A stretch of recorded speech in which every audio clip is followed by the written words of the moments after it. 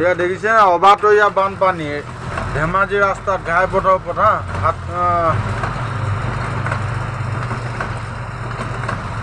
15 নং ৰাষ্ট্ৰীয় ঘাইপথত দেখিছেনে এয়া পানী ধেমাজি ৰাজপথত। এতিয়া আমি যাবলৈ চিন্তা হৈছে, এতিয়া ক'ত কেনেকৈ ছিঙিছে ঠিকনা নাই, হ'লেও লাহে লাহে আগবাঢ়ি আহিছোঁ বাৰু ভাগ্য ভাল মইতো বাচিলোৱে। দেখিছেনে অবতৰীয়া বানপানী ধেমাজি ৰাষ্ট্ৰীয় ঘাইপথ দেখিছেনে।